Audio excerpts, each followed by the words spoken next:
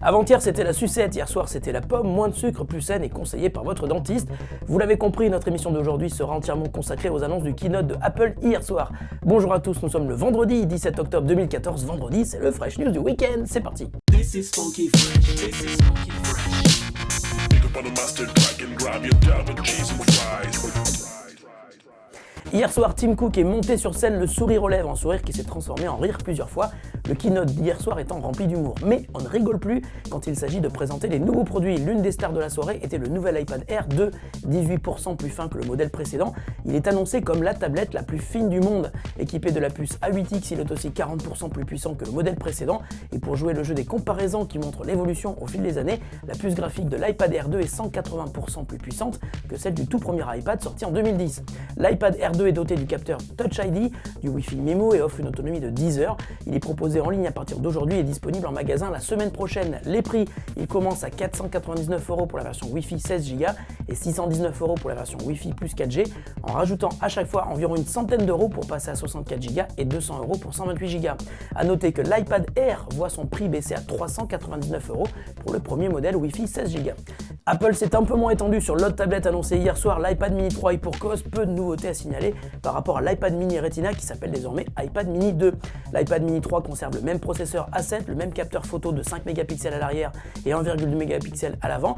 En revanche, il accueille le capteur Touch ID. Il permet aussi à l'iPad mini 2 et au premier iPad mini qui reste commercialisé d'être plus abordable. Alors voici les prix pour l'iPad mini 3, comptez 399€ en Wi-Fi et 519€ en Wi-Fi plus 4G. Rajoutez-y 100€ pour passer à 64Go et 200€ pour 128Go. Pour l'iPad mini 2, le prix baisse de 100€, il est disponible à partir de 299€ en Wi-Fi et 499€ en Wi-Fi plus 4G en rajoutant 50€ à chaque fois. Pour la version 32Go, quant au tout premier iPad mini, il est disponible à 249€ en Wi-Fi 16Go et 369€ en Wi-Fi plus 4G. L'iPad mini 3 est dispo en ligne aujourd'hui pour une livraison la semaine prochaine où il sera, comme l'iPad Air 2, disponible également en boutique.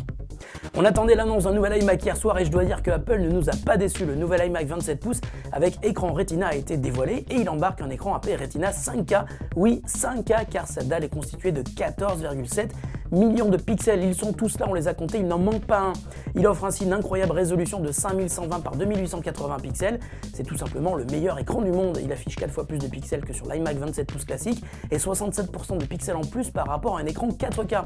Il est donc au-delà d'un écran Ultra HD et Apple a d'ailleurs rappelé que le prix d'un écran 4K sérieux tourne en général aux alentours de 3000$ et que pour 2499$ qui se transforme bizarrement en 2599€, Apple indique que son iMac est juste un écran 5K auquel il a été greffé un ordinateur ultra puissant proposé en version quad-core i5 à 3,5 GHz ou i7 à 4 GHz. Là aussi, la commande en ligne est possible à partir de ce matin avec une livraison et une disponibilité en magasin la semaine prochaine. Je fais ma lettre au Père Noël dès aujourd'hui. Et la question du jour nous est arrivée hier soir à peine le keynote terminé. Elle nous vient de Abdoulaye qui nous demande si installer Yosemite va obligatoirement supprimer les données de son disque dur.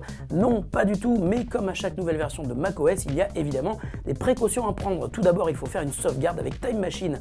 Cela te permettra soit de réinstaller un macOS tout propre et d'y piocher les données que tu souhaites y récupérer, soit de restaurer ta sauvegarde lors de l'installation de Yosemite. C'est assez simple. Si tu choisis d'installer OS 10 Yosemite par-dessus Mavericks sans avoir fait de sauvegarde, tu retrouveras l'intégralité de tes fichiers au même endroit, mais il est tout de même fortement conseillé de faire une sauvegarde avant, car certaines applications pourraient ne pas fonctionner avec Yosemite, du moins pas encore, et tu pourrais donc avoir besoin de revenir à Mavericks. Fresh News, c'est terminé pour aujourd'hui et pour cette semaine. On se retrouve lundi, frais et dispo. Salut à tous, prenez soin de vous, de votre famille, de vos amis. On est toujours plus heureux quand on est ensemble. À lundi et bon week-end.